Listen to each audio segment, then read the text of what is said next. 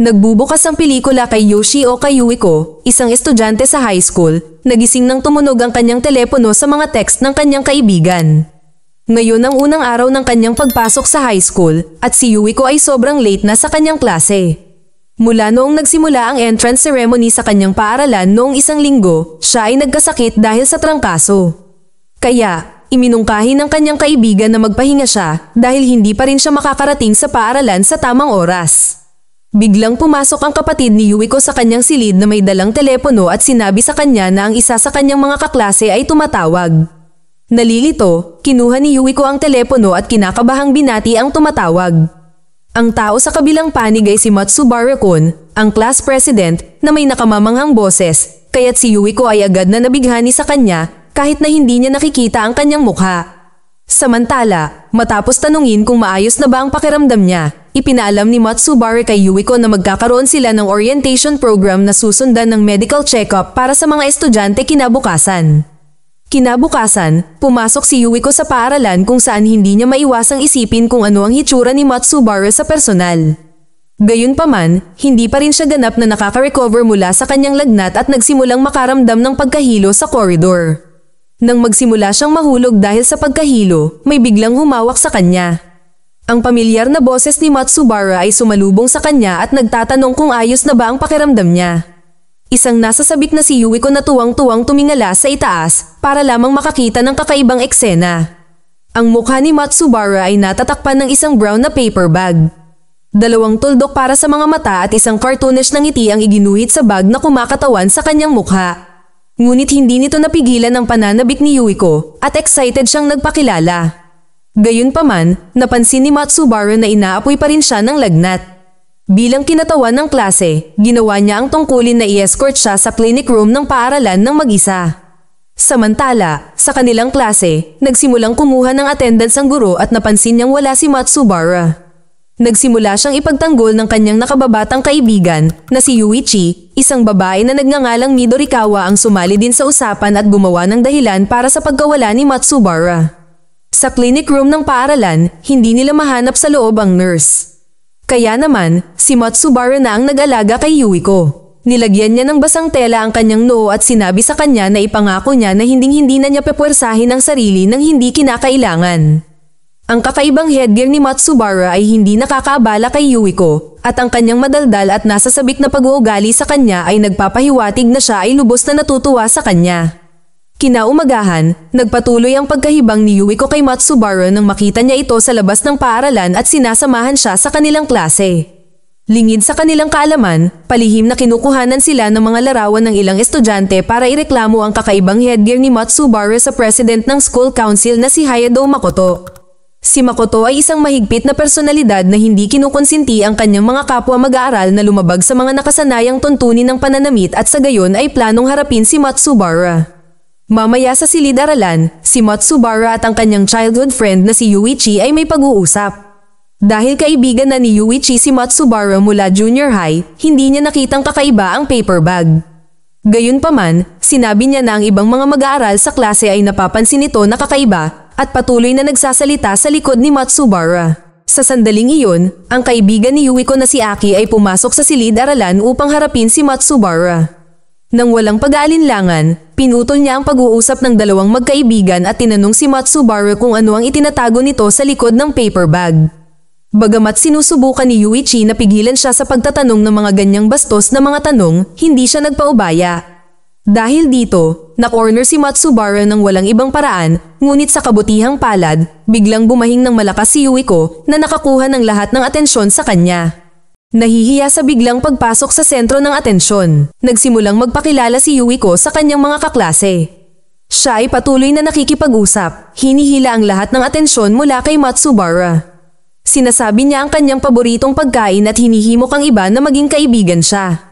Sinamantala ang pangyayaring ito, ipinakilala din ni Matsubara ang kanyang sarili sa klase at ipinahayag ang kanyang taus-pusong pagnanais na maging kaibigan ang lahat.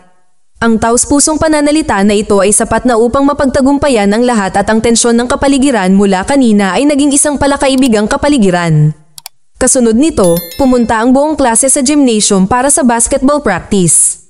Mayroon pa ring ilang mga tao na nanunuya sa paper bag ni Matsubara, ngunit nang magsimula siyang maglaro at walang kahirap-hirap na umiskor ng ilang puntos, karamihan sa mga mag-aaral ay naiwang humanga sa kanyang kakayahan sa atleta. Pagkatapos ng pagsasanay, nag-usap sina Yuiko at Matsubara at nagpahayag ng pasasalamat si Matsubara dahil nailigtas niya siya mula sa isang mahirap na sitwasyon kanina sa klase. Ngunit ang kanilang pag-uusap ay naputol ni Midorikawa na humihingi ng pribadong pag-uusap sa kanya. Sa ugali niya, halatang kinikilig din siya kay Matsubara. Ngunit bago sila magkaroon ng pribadong chat, pumasok si Hayato sa gymnasium at galit na hinarap si Matsubara. Malinaw niyang sinabi ang kanyang pagkainis sa mga estudyanteng hindi sumusunod sa dress code ng paaralan. Si Hayato ay nagsimulang maging mas personal kay Matsubara at nagtanong sa mga nakatingin na grupo ng mga estudyante tungkol sa kung paano mapagkakatiwalaan ng sinuman ang isang taong nagtatago ng kanyang mukha sa likod ng isang paper bag. Pagkatapos ay pinili niya si Yuiko mula sa karamihan at hiniling sa kanya na lumapit. Ang isang nalilitong Yuiko ay nanatiling tahimik lamang nang magtanong siya sa kanya kung alam ba niya kung anong uri ng tao si Matsubara. Sinusubukan niyang ipagtanggol siya ngunit hindi niya magawa sa ilalim ng matinding titig ni Hayato at ng kanyang mga kinatawan. Biglang pumasok si Midorikawa at matapang na ipinahayag na si Matsubara ay isang mahusay na kinatawan ng klase na nagmamalasakit sa lahat. Alam ni Hayato na anak siya ng direktor ng paaralan at sa gayon, ganap niyang binago ang kanyang tono. Gumawa siya ng dahilan at tumalikod sa pagpaparusa kay Matsubara sa mismong lugar. Siya, kasama ang mga kinatawan, ay umalis sa gymnasium na nangangakong haharapin ang bagay na ito mamaya. Kasunod nito, humingi ng paumanhin si Yuiko kay Matsubara dahil sa hindi niya nagawang ipagtanggol ito, ngunit sinabi niya sa kanya na huwag mag-alala tungkol dito at sa halip ay humingi ng paumanhin sa pagkaladkad sa kanya sa problemang ito.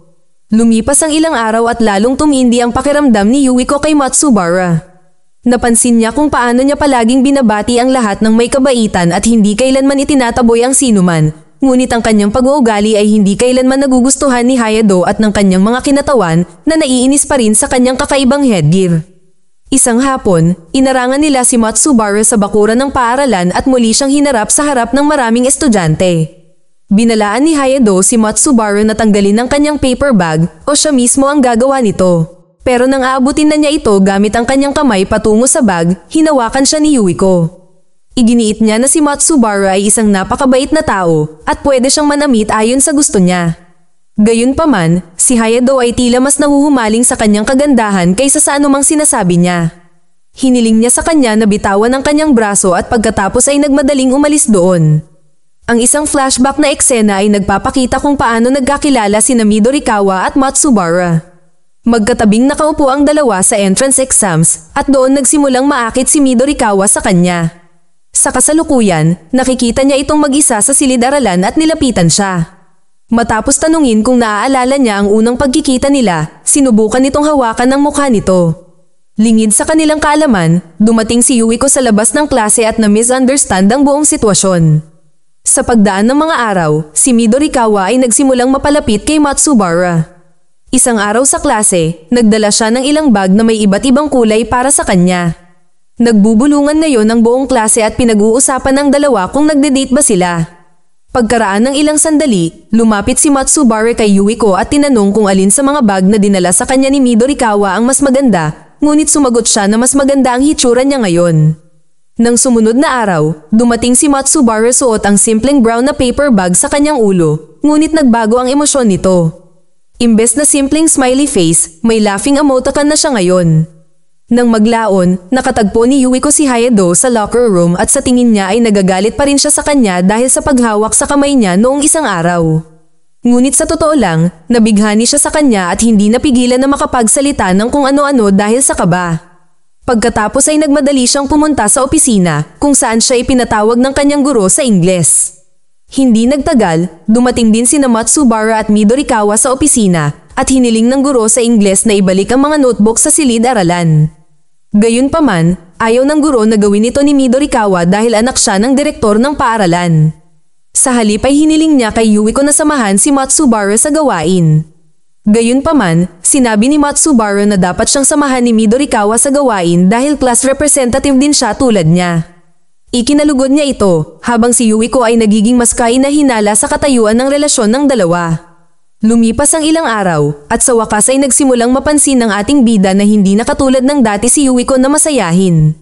Tinanong niya ang kanyang kaibigang si Yuichi tungkol sa mga posibleng dahilan nito, ngunit hindi siya nakakuha ng konkretong sagot. Sa halip, binigyan siya ni Yuichi ng melon bread at hiniling sa kanya na ibahagi ito kay Yuiko. Nang hapong iyon, sa tanghalian, ginawa ni Matsubara ang payo ni Yuichi at ibinahagi ang melon bread kay Yuiko. Bilang kapalit, ibinigay niya rito ang bento box na inihanda ng kanyang kapatid para sa kanya. Ang pag-uusap ay nagbago sa kanilang personal na buhay at nalaman na si Matsubara ay mayroon ding isang maliit na kapatid na nag-aaral sa elementarya. Nagtataka si Yuiko kung ano ang hitsura niya, ngunit mabilis na binawi ang kanyang mga salita na pagtanto na maaaring makasakit ito kay Matsubara.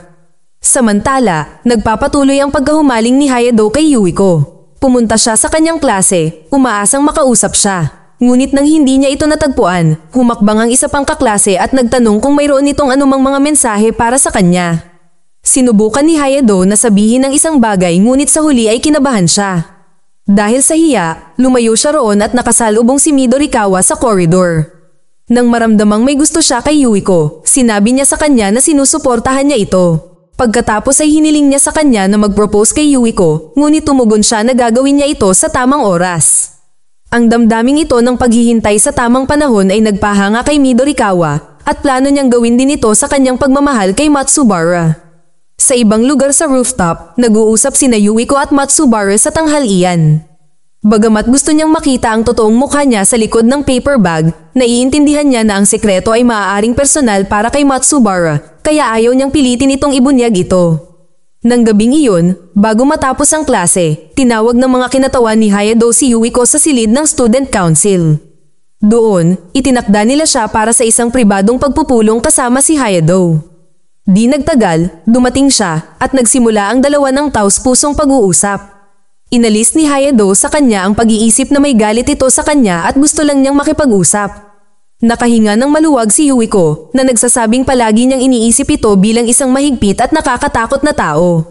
Gayunpaman, sa katotohanan, siya ay isang normal at mabait na tao. Sa kabilang banda, nakasalubong ni Matsubara si Midorikawa sa silid aklatan. Hinihimok niya itong ipakita ang mukha sa kanya ng pribado, ngunit tumanggi ito. Bagamat medyo naiirita siya, nagsimulang kumalat ang chismis na nagde-date na ang dalawa. Ang chismis na ito ay bumagsak sa tainga ni Yuiko, kaya nagpa siya siyang umuwi at magluto ng ilang kalabasa. Ilang araw na ang nakalipas, ibinunyag ni Matsubara na ang paborito niyang pagkain ay kalabasa, at plano ngayon ni Yuiko na manalo sa kanya sa pamamagitan ng pagluluto ng paborito niyang ulam.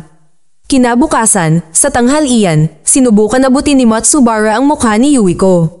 Siya ay nabighani sa kanyang kainosentehan at hindi maiwasang iunat ang kanyang braso upang hawakan siya. Bagamat walang problema si Yuiko sa kanyang pagkilos, bigla itong bumahing nang hahawakan na siya ng kamay nito. Ito ay nagpabalik kay Matsubara sa realidad at agad niyang binawi ang kanyang kamay na nahihiya sa kanyang gagawin. Pagkatapos ay nagsinungaling siya kay Yuiko tungkol sa pakikipagkita sa isang guro at nagmadaling umalis. Sa sumunod na eksena, nakita ni Yuichi si Matsubara na nakaupo mag-isa sa hagdan ng paaralan, kumakain ng pumpkin candy na ibinigay sa kanya ni Yuiko kanina. Agad niyang isinalaysay ang chismis na narinig niya kanina at sinabi kay Matsubara na tila labis na nabalisa si Yuiko dito. Isang nagulat na Matsubara ang bumungad na nagsasabi na hindi niya maipahayag ang kanyang pagmamahal kay Yuiko nang hindi muna sinasabi sa kanya ang sikreto ng kanyang paper bag. Dahil dito, para siyang duwag, ngunit hindi pa rin niya maibubunyag ang kanyang sikreto. Biglang nakita ni Yuichi ang isang poster sa labas ng isang restaurant na nagbibigay sa kanya ng ideya. Gusto niyang anyayahan si Yuiko sa isang barbecue picnic sa summer holiday. Bibigyan nito si Matsubara ng sapat na panahon para linawin na hindi pa siya nakikipag-date sa sinuman.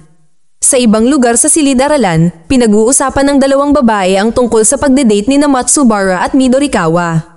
Narinig ito ni Yuiko na nakatayo sa malapit at nasaktan ang kanyang puso.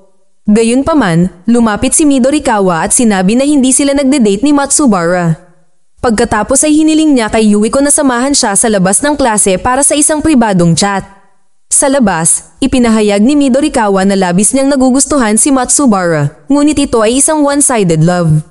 Walang nangyayari sa dalawa. Nang marinig ito, nataranta si Yuiko at nagtataka siya kung bakit sinasabi sa kanya ni Midorikawa ang lahat ng ito. Sa ibang lugar, humiling din ang Student Council President na si Hayado ng pribadong chat kay Matsubara. Tahimik niyang ibinunyag na gusto niya si Yuiko at plano niyang ipaglaban ang pag-ibig nito. Isang nalilitong Matsubara ang sumusubok na tanungin kung bakit sinasabi sa kanya ito ni Hayado, ngunit umalis si Hayado nang hindi nagpapaliwanag. Pagkatapos ay bumalik si Matsubara sa pangunahing gusali ng paaralan kung saan nakasalubong niya si Yuiko. Nang walang pag-aaksaya ng oras, hiniling niya sa kanya na samahan sila ni Yuichi sa isang barbecue picnic sa summer holiday. Natutuwa si Yuiko sa alok at tuwang-tuwa siyang sumang-ayon. Sa susunod na eksena, sina Yuichi, Matsubara, Yuiko at isa pang kaklase ay pumunta para sa isang barbecue picnic. Doon, gumugugol sila ng mahabang oras na magkasama na nagpapahintulot kay Yuiko at Matsubara na maging mas malapit sa isa't isa. Mag-subscribe para sa higit pang mga video na tulad nito, i-on ang notification at mag-iwan ng like para matulungan ang aming channel. Salamat sa panunood.